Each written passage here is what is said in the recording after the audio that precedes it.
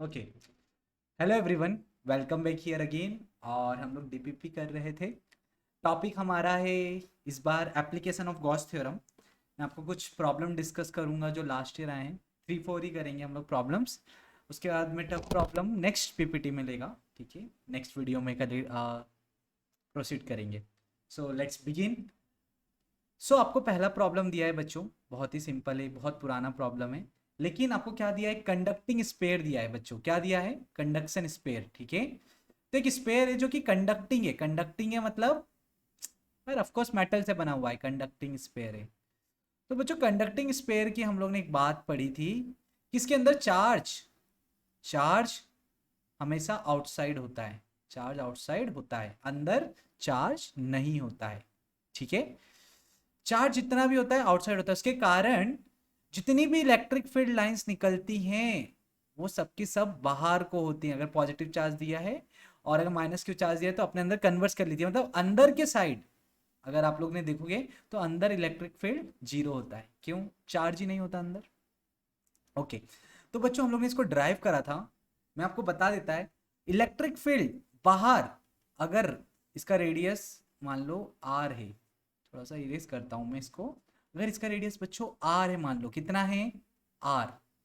ठीक है, तो इलेक्ट्रिक फील्ड बाहर अगर हम जहां पर मेजर कर रहे हैं वो ये डिस्टेंस है छोटा आर, जो कि बड़ा है, ग्रेटर देन आर है, तो इलेक्ट्रिक फील्ड की जो वैल्यू आई थी क्यू अपॉन में 4 पाई एप्सिलॉन आर स्क्वायर आई थी।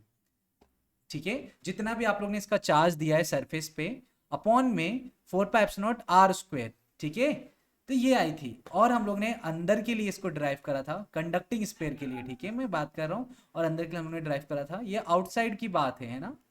और मैं अंदर के लिए बताता हूँ, ये आया था आंसर जीरो। कितना आया था? जीरो। और अगर मैं सरफेस की बात करता हूँ, सरफेस पे, तो सरफेस पे हम लोग ने जो छोटा आर है उसकी वैल्यू बच्चों कैपिटल आर के बराबर रख दी थी। ठीक है, तो कितना हो गया था ये? क्यू अपॉन में 4 पाई एप्सिलॉन आर स्क्वायर। आपसे कहाँ पूछा है? What will be the electric field at the centre of the sphere? बीच में, मतलब अंदर पूछा है स्पेयर के, तो अंदर क्या होगा आंसर? जीरो। आपको ये तीनों याद रखना है। सरफेस के लिए क्या फॉर्मूला है, आउटसाइड के लिए क्या फॉर्मूला है, और इनसाइड के लिए क्या फॉर्मूला है।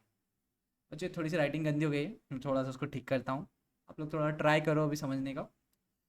सेकेंड प्रॉब्लम देखो, ये जो मेंस के 2010 में आया है कि इलेक्ट्रिक फील्ड निकालना है at a distance of 3r/2 from the centre of the charge conducting spherical shell of radius r is e।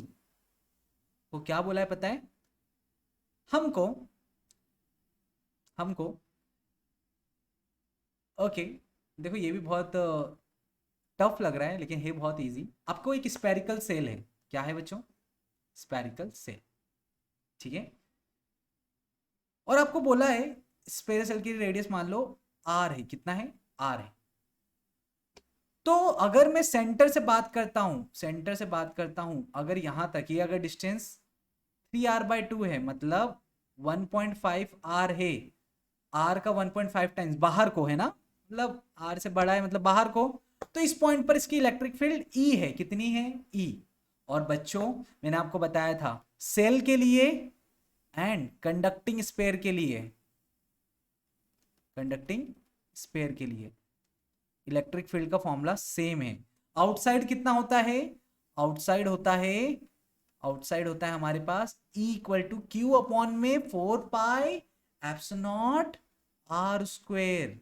ठीक है, इनसाइड होता है, इनसाइड होता है जीरो। कितना होता है? जीरो।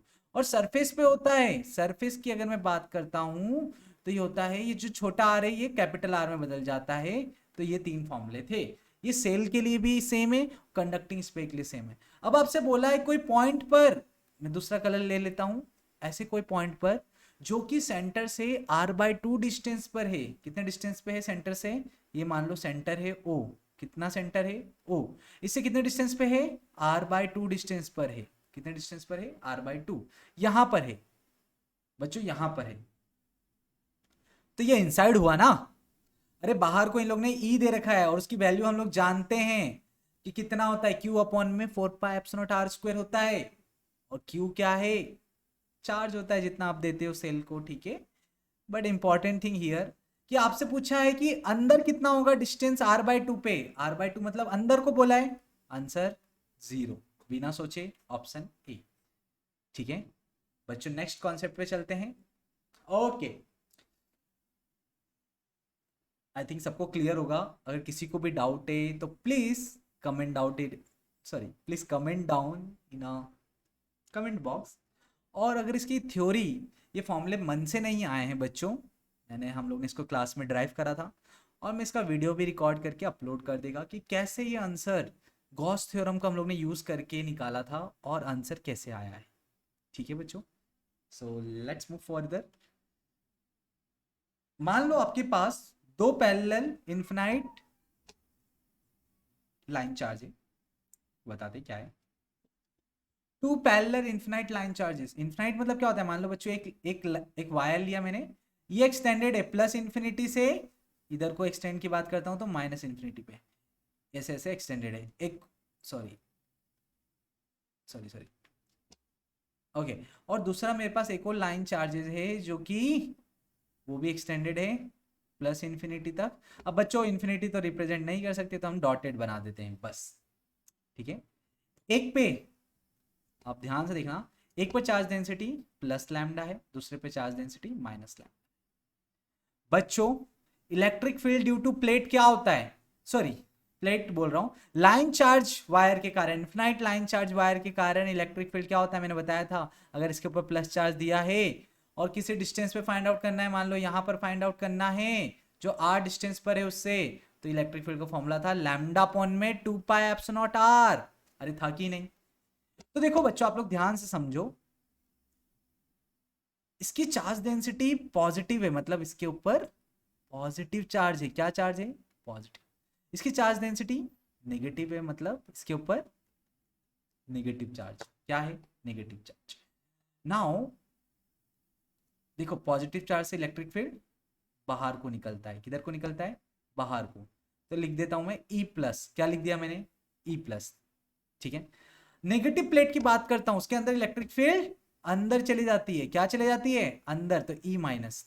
देखो डायरेक्शन आप लोग ध्यान से सोच के बनाओ, पॉजिटिव प्लेट से लाइन बाहर निकलती है तो मैंने बाहर बना दी, इलेक्ट्रिक फील्ड की लाइन अंदर जाती है तो अंदर बना दी। आपको इसी रीजन के अंदर बीच में पूछा है, ये जो बीच वाला रीजन है ना बच्चों, ये वाला प्लेट के बिटवीन रीजन, ये बिटवीन वाला रीजन इसी के अंदर पूछा है। तो हम लोग ने यही करा, एक तो E प्लस का बनाया और E माइनस का बनाया। अब आपको बोला है कि टोटल इलेक्ट्रिक फील्ड कितना होगा, तो देखो E होता है E प्लस, दोनों का वेक्टर सम कहां से आया बच्चों, superposition principle, okay. Vector sum same direction में तो दोनों को ऐड कर देते हैं, अपोजिट डायरेक्शन में होता है तो दोनों को सब्ट्रैक्ट कर देते हैं। तो ये इलेक्ट्रिक फील्ड की वैल्यू आ गई, कितना आ गया,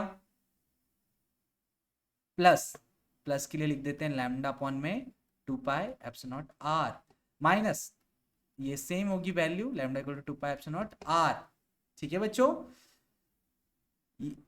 ओके तो ये कितना हो गया, अगर आप लोग जोड़ोगे इसको तो ये हो गया एलसीएम लेने पे 2 pi epsilon not r 2 lambda, clear है बच्चों, 2 से 2 कैंसिल, आंसर आ गया लैम्डा अपॉन में 2 pi epsilon not r।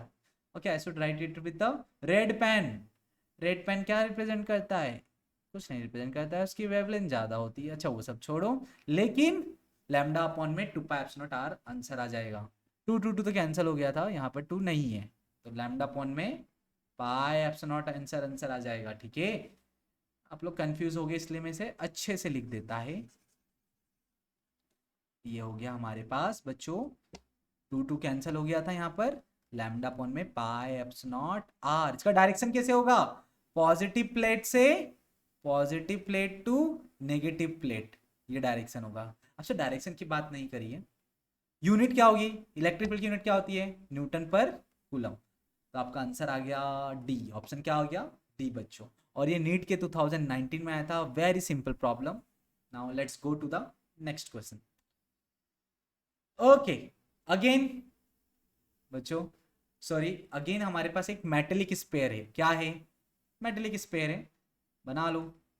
Metal मतलब कुछ भी ले लो, कॉपर का बना है, लेटेड भी क्या है का बना है, कॉपर का, इसका बना है बच्चों, कॉपर का। ये क्या है, मेटेलिक स्पेयर है। और मैंने आपको बताया है मेटेलिक स्पेयर पे मेटल के अंदर हमेशा चार्ज सिर्फ सरफेस पे होता है बच्चों। लेट इट भी अगर पॉजिटिव चार्ज है तो सिर्फ और सिर्फ सरफेस को होगा। अगर चार्ज सरफेस को है तो अंदर को इलेक्ट्रिक फील्ड है ना, अंदर को कोई इलेक्ट्रिक फील्ड नहीं होता है, ठीक है, अंदर को इलेक्ट्रिक फील्ड जीरो होता है, ठीक है। अरे आप लोग बोलोगे कैसे जीरो होता है, पॉजिटिव चार्ज के कारण तो अंदर भी होना चाहिए। आपको जब हम लोग डाइलेक्ट्रिक चैप्टर में पहुंचेंगे ना, मैं आपको अच्छे से समझाएगा कैसे पोलराइजेशन के कारण जीरो होता है। अभी आप लोग बस इतना याद रखो कि मेटल सरफेस के अंदर चार्ज भी जीरो होता है, इलेक्ट्रिक फील्ड भी जीरो होता है। क्यों जीरो होता है इसका रीजन हम लोग थर्ड चैप्टर के अंदर डिटेल में पढ़ेंगे बच्चों, अभी वहां पर नहीं जा रहे हैं, ठीक है। ओके, नाउ आपसे बोला है बच्चों कि ये मान लो इसकी रेडियस आर है, कितनी है आर। तो अगर मैं कोई डिस्टेंस पे निकालता हूं जो आर से ग्रेटर है, तो मैंने क्या बताया था, इलेक्ट्रिक फील्ड की वैल्यू होती है क्यू अपॉन में 4πε0 आर स्क्वायर। हम लोग ने ड्राइव करा था, ये क्या है आउटसाइड, मतलब आर की वैल्यू, छोटे आर की वैल्यू बड़ी है रेडियस से, मतलब आउटसाइड की बात है, बाहर की बात है इधर की, ठीक है। तो ये फॉर्मूला था। तो यहां पर देखोगे बच्चों, तो जो ई है इलेक्ट्रिक फील्ड है वो क्या है, इनवर्सली प्रोपोर्शनल है आर स्क्वायर के, है ना। मतलब जितना ज्यादा डिस्टेंस बढ़ेगा इलेक्ट्रिक फील्ड उतना कम होगा, जितना ज्यादा डिस्टेंस बढ़ेगा इलेक्ट्रिक फील्ड कम होगा। इनसाइड की बात करता हूं बच्चों में, अगर मैं इनसाइड की बात करता हूं तो अंदर इलेक्ट्रिक फील्ड कितना होता है, जीरो होता है। तो देखो अंदर की बात करता हूं जब आर लेस देन है आर, मतलब इनसाइड की बात करता हूं तो जीरो है। तो बच्चों देखो अंदर की बात करते हैं मतलब लेटेड भी इधर को अंदर कहीं पर भी ऑफ कोर्स, तो zero as r increases for r less than, ठीक है ये बात, and decreases as r increases for या। तो देखो बच्चों ऑप्शन सी करेक्ट है, क्यों, अगर बाहर को आर की वैल्यू इंक्रीज हो रही है तो इलेक्ट्रिक फील्ड की वैल्यू डिक्रीज होती है, और अंदर की तरफ आर की वैल्यू इंक्रीज हो रही है तो इलेक्ट्रिक फील्ड की जीरो हो जाती है, ठीक है। तो option c is the correct one. And बच्चों see ya the next video, bye bye and take care.